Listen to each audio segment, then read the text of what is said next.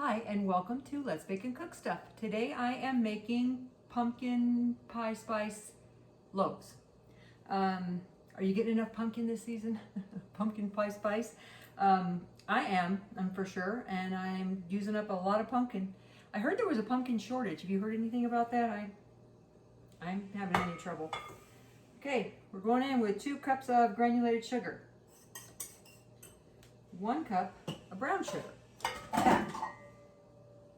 1 cup of vegetable oil. All right, let's get that mixed. 1 teaspoon of vanilla.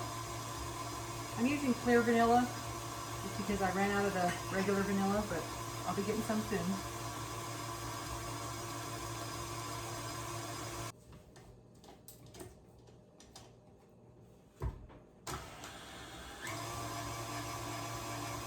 And 4 eggs.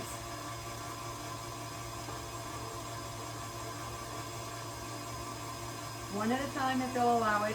You know, sometimes 2 plop in there.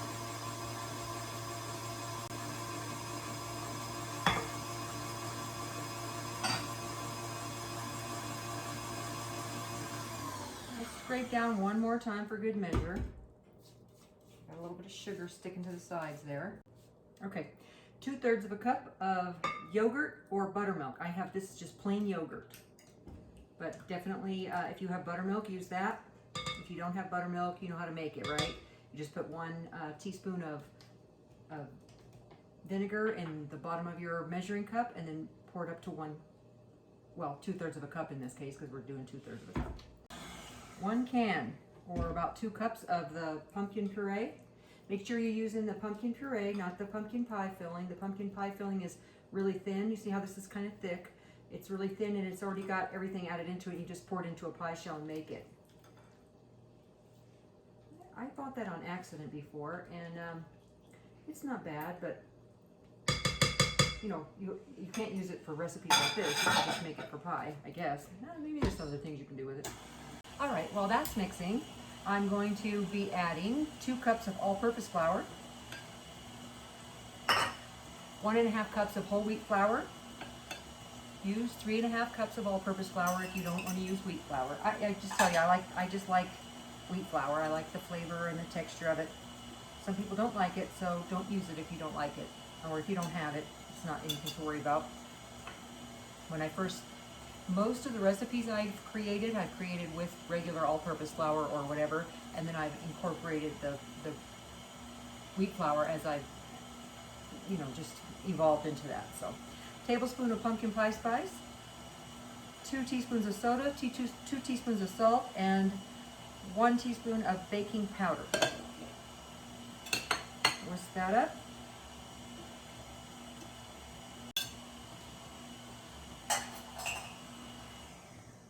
Dump it in all at once. It's bread, it's not a cake.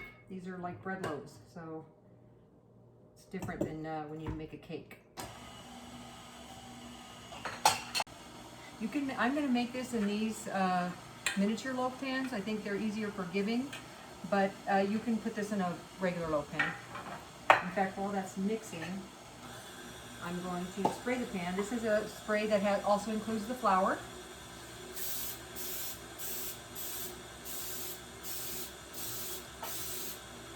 Make sure you get all those sides, just to make sure you're going to be able to get it out afterwards, okay? All right.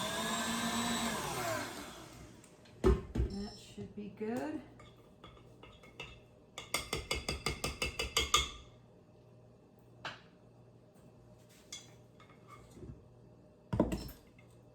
And you know what? If you didn't want to do pumpkin, you could do this with banana puree. Just 2 cups of banana puree instead of the pumpkin, and make banana bread.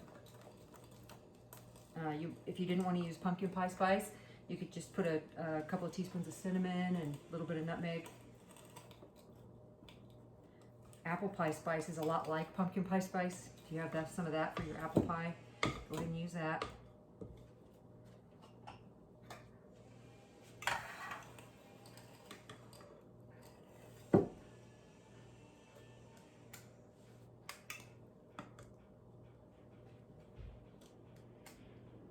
I just like these little mini loaves. They're easier for gift giving if you're going to make some gifts to give away.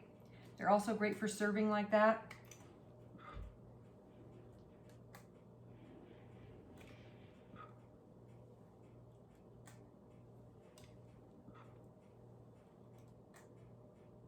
It's so funny because when I bought this tray, I didn't count them. I assumed it had 12 because everything has 12. It has 8.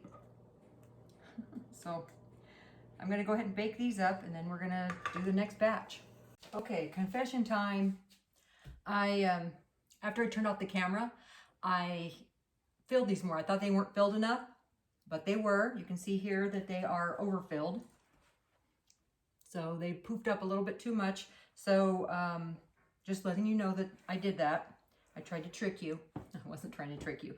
But anyway, so they're still going to taste fine. It's just that they exploded over the top. That's not how I want them to be. So we're going to see if I can do that next batch, how they're supposed to be. Keep in mind, I haven't made these since last year, so I kind of forgot. But anyway, this is the first batch. The next batch I'm going to do correctly, and hopefully they won't be so overflowing. And then the last batch, I am going to add some chopped up dates. And that's for me, because everybody seems to all of a sudden not like dates or raisins or whatever. I don't know what's happening with my family, but anyway, I'm going to put this next batch in about 2/3 to 3/4 full. I filled them almost to the top. I thought, well, they didn't look like they were filled up enough. Anyway, they were, and now they're a little bit too poofy, but they're, you know, again, they're going to taste just as good. So, and I will see you in a few minutes. These took 25 minutes. The muffins take about 20 minutes. And again, if you're doing it in a loaf, you could do 2 loaves. And if you do in a loaf pan, in 2 loaf pans, they take about an hour. So anyway, this is them for now. And we're going to be doing the next batch once these cool off enough to take these out. Put the next batch in, and then hopefully I won't overfill them. I just wanted you to know that I mess up sometimes. So if you mess up sometimes, just, pretend like you meant to do it. I did not mean to do that. Okay, and here are my finished loaves. This is one big fat one that, see that? he spilled over. But this one, see, normal. So yeah, I put too much in that first batch. But then these came along and made it all better. See the inside, so moist and delicious. These really are a great treat, you guys. I hope you enjoy them. I hope you like this video. Like and subscribe, and I will see you next time on Let's Bake and Cook Stuff.